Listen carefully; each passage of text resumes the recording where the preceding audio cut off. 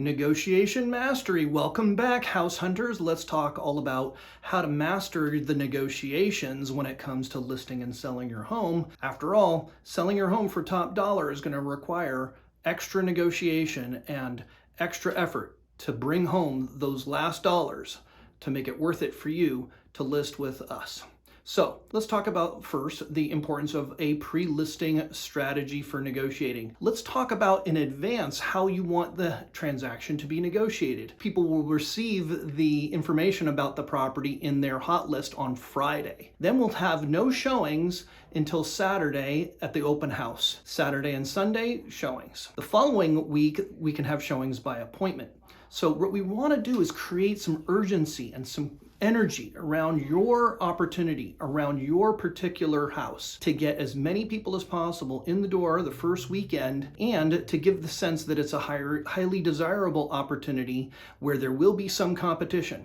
So the optics and the schedule and setting the time frames are a big part of the negotiation strategy that will win for you. Next, let's talk about buyer motivations. Once we have a few offers, it's nice to really understand who the buyers are and why they want to buy your property. Now, of course, there are protected classes issues that we can't really get into about race, ethnicity, and so on, but what we do want to do is find out as much as we can about their situation, what problem that they're aiming to solve by buying your home, and what will happen to them, most especially if they don't go through with the transaction. That's what we want to understand, because the chances of closing the escrow increase exponentially when the buyer has a lot of skin in the game. So what we do with our counteroffers, very typical method of counteroffering, is to require that they order a home inspection right away, that they make their deposit right away, and that they purchase their appraisal right away, as soon as possible, right? So by asking them and requiring them through contract to spend the money on these efforts, these are what we call sunk costs. These are costs of trying to buy the house. And once a buyer has spent $400, $500, $600 on an inspection, and once they've spent $600, $700, $800, $900 on an appraisal, it's much more unlikely that they will drop out of the transaction for some flimsy reason, or when I start negotiating tough with them about what we will and won't do to help them or to repair the property, they will decide, well, we're going to have to move forward anyway. These guys are tough negotiators. That's what we want, and that's what's in your interest. Now, a spirit of teamwork and fair play, of course, is required. We'll talk about that. Next, leveraging multiple offers. Now, if things work out right with our marketing and our plan, it's rather common for us to have multiple offers. That'll be great news.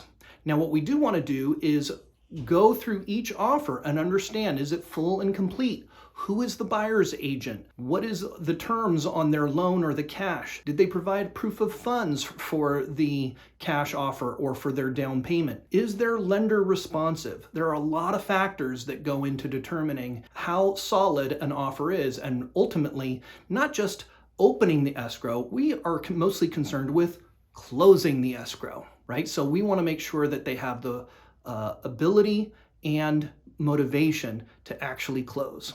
Remember, we'll also be evaluating their offer and their agent, because a strong buyer with a weak agent is going to have difficulty closing, and we need to know that in advance. Next, during that negotiation process, we'll be discussing their wants and their offers. Their price, as well as the terms, are what make up an offer, right? So highest offer is not always the best offer. What if their offer to pay the highest amount of money could take 90 or 120 days to close? What if they make a good, strong offer, but they need to sell their home to buy your home? And what if we notice that by looking at the market, they have not even begun to market their home for sale? Now, what do we think? Are they truly motivated to buy your house, or are they just testing the market? Well, I think that we should sell your home to someone who really needs the property and who is the most likely to close, because holding you off the market for 10, 20, 30 days or more is not constructive to you. It could have significant costs, and not to mention frustration with dealing with the drama of a canceled escrow. Now, sometimes clients ask me, when should I stand firm on this? Well, it's when they're being unreasonable or when they're not following what's reasonable and customary. So in San Diego, we have a reasonable and customary split of the costs of the escrow, right? So sellers pay for certain parts and buyers pay for other parts. If they have asked for something unreasonable or that doesn't conform to our normal industry standards here in San Diego, then of course we'll counteroffer. I may also advise you, hey, look, this is the sign that either there's a challenge or potential problem with their motivation or with their representation, either of which could stand in the way of a smooth and easy closing for you. Next, the contingency clauses. We will be reviewing in detail what are their contingencies, what are their reasons to back out. Now, buyers often have the most contingencies, but sellers can also have contingencies. Is there anything that you're trying to protect or that you want me and my team to ensure happen according to your need? Like say, for example, you want to list your home for sale, but you haven't found a replacement property yet. Well, that would be a seller side contingency that we would need to account for in these negotiations. It's a give and take.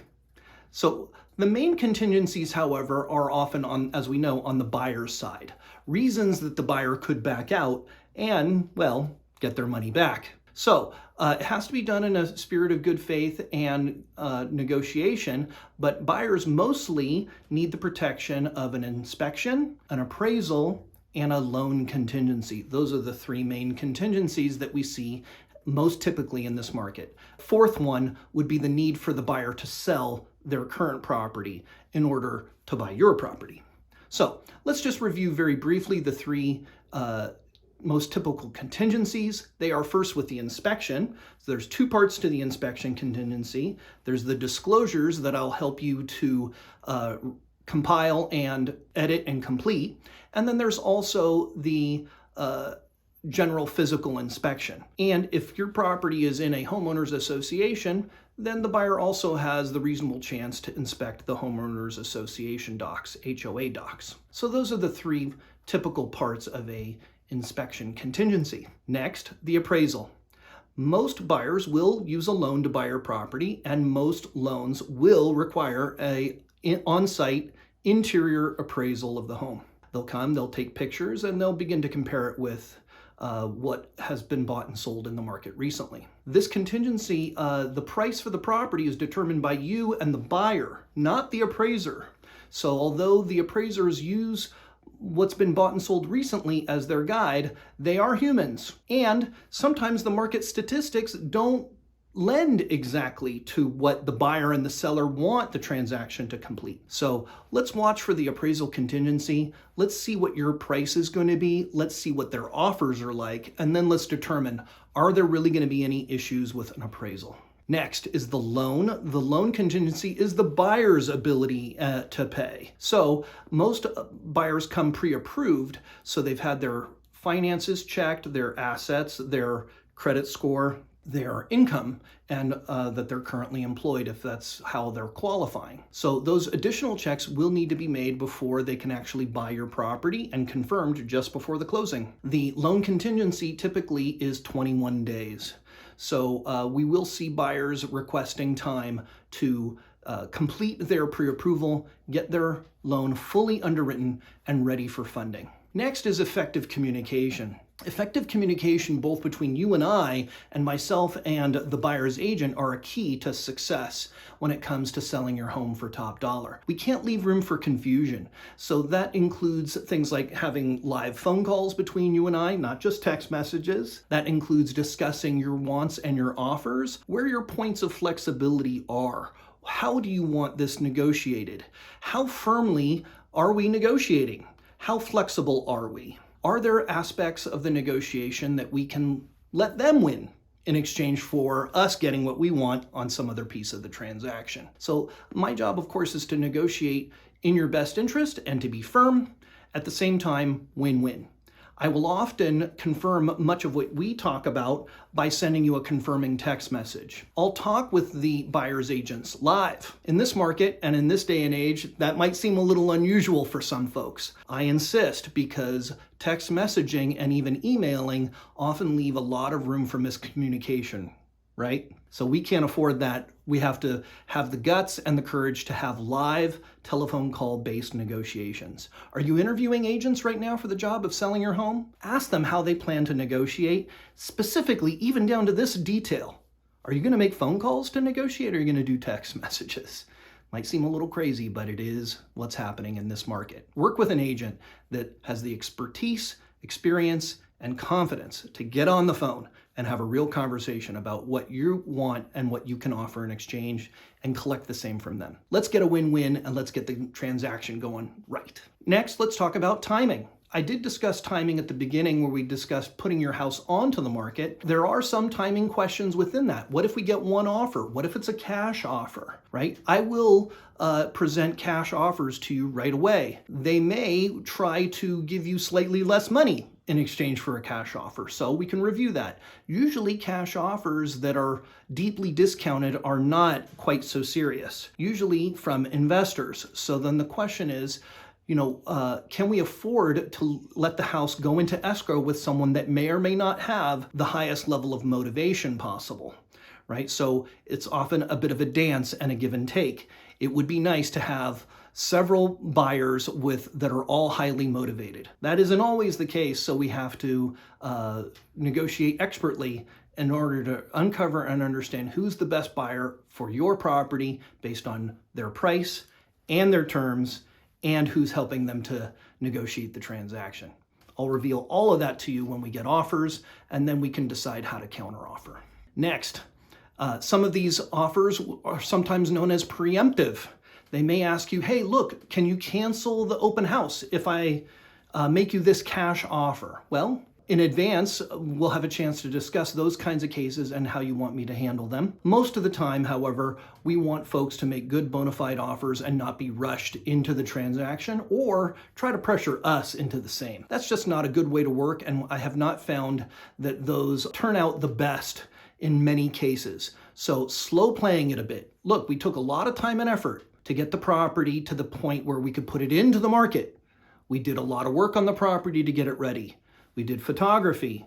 We touched on staging. We might have refreshed the landscaping. We spent some money on photography and videography and getting the property advertised via the internet. Let's let it work a little bit, because if there was one client buyer, prospective buyer, that was willing to pay a high price for it, there might be more than one, right? So it could be only experience allows me to suggest to you the best plan to move forward when we get an offer. So it will be case by case, and at the same time, most of the time, I do recommend that clients slow play the negotiation, okay? All right, thanks so much for watching our video about negotiating in a real estate transaction when selling your home. I'm Jeremy Katz with eXp San Diego House Hunting. Thanks so much for watching. Good luck and happy house hunting.